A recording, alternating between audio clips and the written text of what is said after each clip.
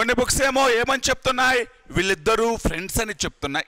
కొన్ని బుక్లేమో ఏం చెప్తున్నాయి, Vardhamana Mahavira was disciple of Makkhali Gosala Putra, Makkhali Gosala పుత్ర శిష్యుడు అని చెప్పడం జరుగుతుంది. మక్కలి గోసాల పుత్ర యొక్క శిష్యుడు అని చెప్పడం జరిగింది. మరి ఈ అజీవక మతము అనేటువంటిది ఏం చెప్తుంది, అజీవక మతం యొక్క ఫిలాసఫీ ఏంటి, మనకు తెలియాల్సింది ఏంటండి, దాని యొక్క ఫిలాసఫీ ఏం చెప్తుంది. అల్టిమేట్గా ప్రతి మతము కూడా ఫైనల్గా ఏం చెప్పాలి, మోక్షం పొందే మార్గం చెప్పాలి. అంతేనా?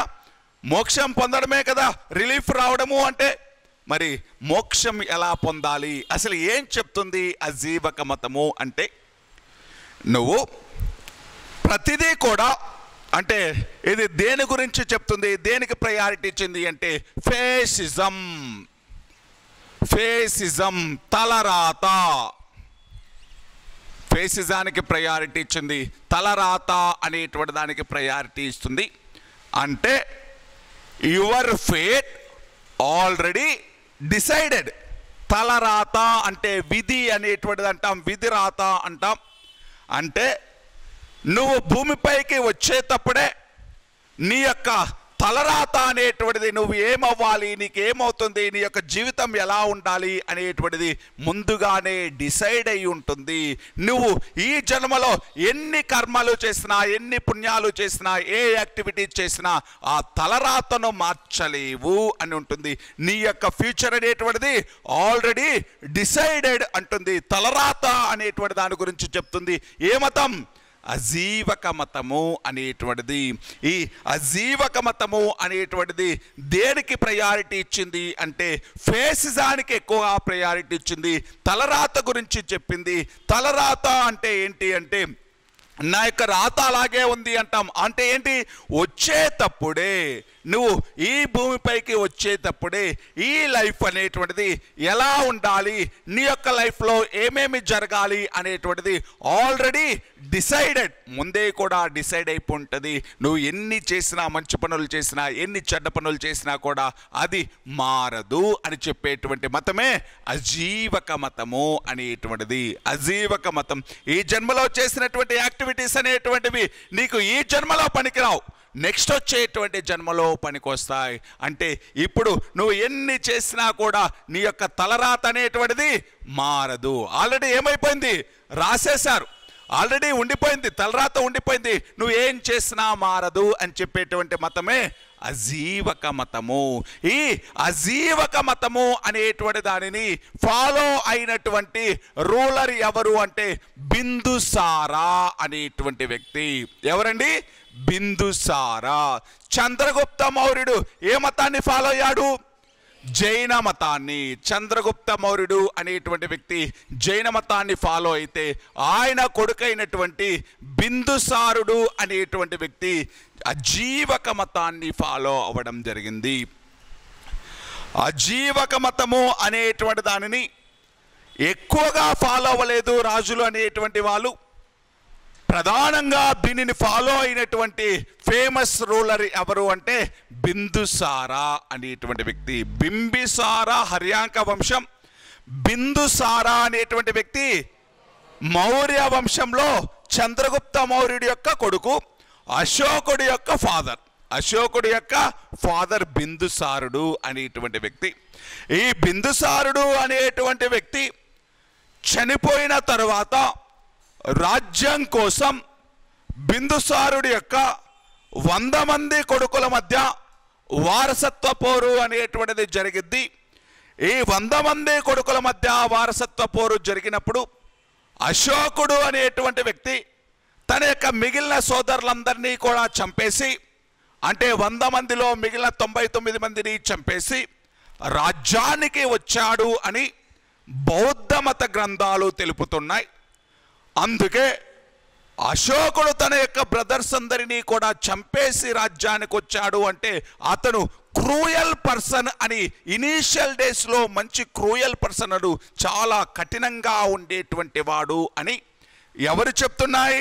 బౌద్ధమత గ్రంథాలు. అందుకే అతన్ని బౌద్ధమత గ్రంథాలు చండ అశోక అని కూడా పిలవడం జరుగుతుంది. ఏమని పిలుస్తారండి? చండ అశోక. ఇక్కడ రండి, అజీవక మతాన్ని ఫాలో అయినటువంటి పర్సన్, ఫాలో అయిన రూలర్ ఎవరని చెప్తున్నాను? బిందుసారుడు. ఏ వంశానికి సంబంధించిన వ్యక్తి? మౌర్య వంశానికి సంబంధించినటువంటి వ్యక్తి. ఈ అజీవక మతాన్ని ఎవరు స్టార్ట్ చేశారు? మక్కలి గోసాల పుత్ర. ఏం చెప్తుంది అజీవక మతం? ఫేసిజం గురించి చెప్తుంది, తలరాత గురించి చెప్తుంది, విధిరాత గురించి చెప్తుంది. మన యొక్క భవిష్యత్తు అనేటువంటిది ముందుగానే నిర్ణయించబడి ఉంది అని చెప్పింది. ఏ మతం? అజీవక మతము అనేటువంటిది. నెక్స్ట్ రండి, చార్వాక. అంతేనండి, ఎక్కువేమీ ఉండదు వాటికి. అసలు ఏం చెప్తున్నాయి, ఫిలాసఫీ ఏంటి మాత్రమే చెప్పుకోవాలి. ఇక్కడ పెద్దగా వాటికి ఎంకరేజ్మెంట్ అనేటువంటిది లేదు. సాధారణ ప్రజలు ఎవరు పెద్దగా ఫాలో అవ్వలేదు వాటిని.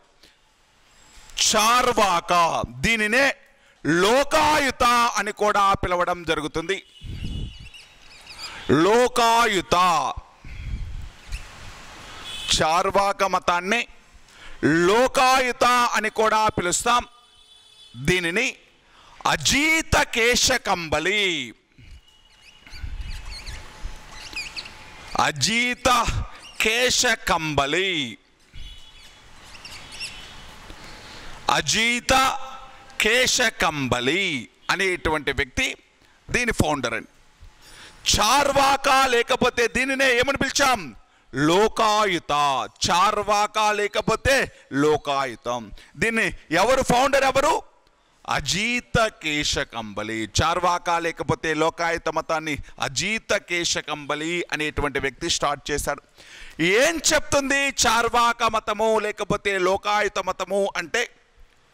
చార్వాక మతము లేకపోతే లోకాయుతము అనేటువంటిది ఏం చెప్తుంది అంటే, స్వర్గం నరకాలు ఏమీ లేవు, స్వర్గం నరకాలు ఏమీ లేవు, దేవుడు దయ్యాలు లాంటివి ఏమీ లేవు, ఈ భౌతిక ప్రపంచం మాత్రమే ఉంది. ఇక్కడ ఇక్కడికి వచ్చేసాము. మనము పాపాలు చేస్తే నరకానికి వెళ్ళడం, పుణ్యాలు చేస్తే స్వర్గానికి వెళ్ళడం అనేటువంటి కాన్సెప్ట్ ఏమీ లేదు. ఉండేది ఒకటే జన్మ, మళ్ళీ జన్మలు పునర్జన్మలు లాంటివి ఏమీ లేవు. ఈ జీవితం అనేటువంటిది వచ్చిన తర్వాత ఈ జీవితాన్ని మ్యాక్సిమం సంతోషంతో లీడ్ చేయాలి, హ్యాపీగా లీడ్ చేయాలి, నచ్చిన పని చేసుకుంటూ ఆనందంగా జీవితాన్ని అనుభవించాలి. స్వర్గం నరకం, దేవుడు దయ్యం, జన్మలు పునర్జన్మాలు ఏమీ లేవు. ప్రశాంతంగా జీవించండి, మీ లైఫ్ని మీకు నచ్చినట్టు జీవించండి. ఒకటే జీవితం ఉంటుంది, ఈ జీవితంలోనే అన్నీ అనుభవించాలి అంటుంది. ఏ మతం అండి?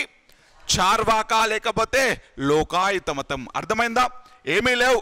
స్వర్గం నరకం, నువ్వు మంచి చేస్తే స్వర్గానికి వెళ్ళడం, చెడు చేస్తే నరకానికి వెళ్ళడం ఏమీ లేదు. నీకు ఒకటే జీవితం ఉంది. ఈ జీవితాన్ని మ్యాక్సిమం అట్మోస్ట్ సాటిస్ఫాక్షన్తో లీడ్ చేయండి, అట్మోస్ట్ సాటిస్ఫాక్షన్తో ఆనందకరంగా జీవించండి అని చెప్తుంది. హ్యాపీగా నీకు నచ్చినటువంటి పనులు చేసి లైఫ్ను లీడ్ చేయండి అని చెప్తుంది. ఏ మతం? చార్వాక లేకపోతే లోకాయుత మతము. ఎవరు చెప్పారు? అజీత కేశకంబలి. ఎవరు చెప్పారండి? అజీత కేశకంబలి అనేటువంటి వ్యక్తి. Lead life with utmost satisfaction without restrictions. అంటే రెస్ట్రిక్షన్స్ లేకుండా lead life with utmost satisfaction without restrictions. అంటే ఎటువంటి రెస్ట్రిక్షన్స్ లేకుండా హ్యాపీగా లైఫ్ను లీడ్ చేయండి. అంటే స్వర్గం లేదు, నో హెల్ అండ్ హెవెన్. స్వర్గం లేదు, నరకం లేదు. దాంతోపాటు గాడు లేడు, గోస్టు లేదు. బర్త్ అంటే రీబర్త్లు అనేటువంటివి మళ్ళీ మళ్ళీ రావడం అనేటువంటి కాన్సెప్ట్ లేదు. అంటే వాస్తవాలలో బ్రతకండి, మీరందరూ కూడా వాస్తవంలో బ్రతకండి. ఇదే నిజం. ఏదో ఇంకొక జన్మ వస్తుంది, ఆ పుణ్యమంతా దాచిపెట్టుకోవాలని ఇప్పుడు ఏదేదో పనులు చేయాల్సిన అవసరం లేదు అంటుంది. ఏ మతం? చార్వాక లేకపోతే లోకాయుత. లాస్ట్ దండి వైశేషిక.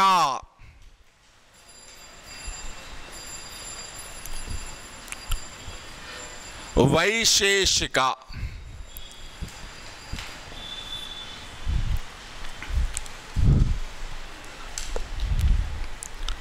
అంటే వైశేషికము అనేటువంటిది ఫకుత కాచాయన అనేటువంటి వ్యక్తి చెప్పడం జరిగింది. ఫకుత కాచాయనుడు అనేటువంటి వ్యక్తి, ఫకుత కాచాయనుడు అనేటువంటి వ్యక్తి, ఫకుత ఇక్కడ చూడండి, ఫకుత కాచాయనుడు అనేటువంటి వ్యక్తి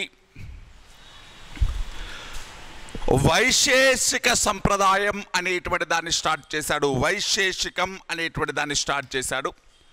ఏం చెప్తుంది ఫిలాసఫీ ఏంటి అంటే, వైశేషికం యొక్క ఫిలాసఫీ ఏంటి అంటే,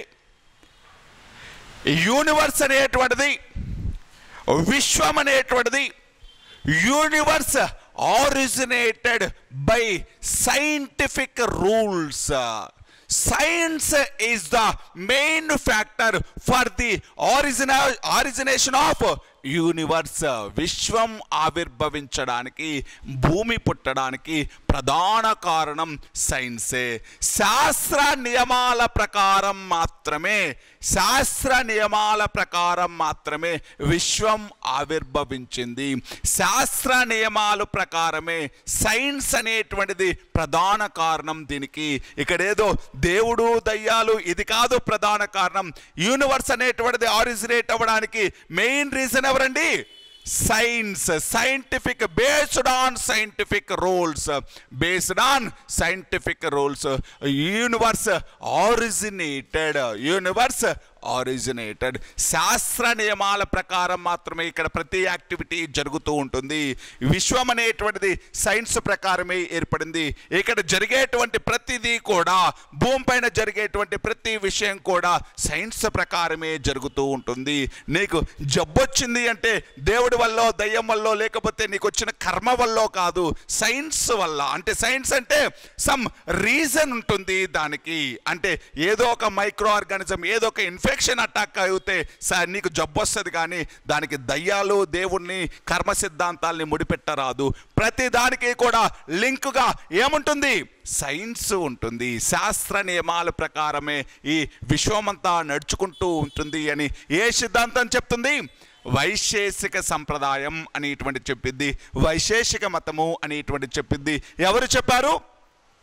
ఫకుత కాచాయనుడు అనేటువంటి వ్యక్తి. ఫకుత కాచాయనుడు అనేటువంటి వ్యక్తి. అజీవక మతాన్ని ఎవరు చెప్పారు? మక్కలి గోసాల పుత్ర. చార్వాక లేకపోతే లోకాయుత మతాన్ని ఎవరు చెప్పారు? అజీత కేశకంబలి. వైశేషిక మతాన్ని ఎవరు చెప్పారు? ఫకుత కాచాయనుడు. Scientific, based on science, based on scientific rules. This total universe is working అని ఎవరు చెప్తున్నారు అంటే వైశేషిక సంప్రదాయం చెప్తుంది. ఫేసిజం లేకపోతే తలరాత అనేటువంటి దాన్ని, ఫేట్ అనేటువంటి దాని గురించి, తలరాత గురించి చెప్పేది అజీవకమైతే, ఇక్కడ ఎటువంటి రెస్ట్రిక్షన్స్ అనేటువంటివి లేకుండా హ్యాపీగా లైఫ్ను లీడ్ చేయండి అని చెప్పేటువంటిది చార్వాక లేకపోతే లోకాయుత మతము అనేటువంటిది. చార్వాక లేకపోతే లోకాయుతము అనేటువంటిది. ఇది దేనికి సంబంధించినవి? అజీవక మతము, చార్వాక మతము, వైశేషిక మతము. దీనితో ఏ చాప్టర్ అయిపోయింది? మత ఉద్యమాలు, రిలీజియస్ మూమెంట్స్ అనేటువంటి చాప్టర్ మనకి అయిపోయింది. ఇప్పటి వరకు ఏం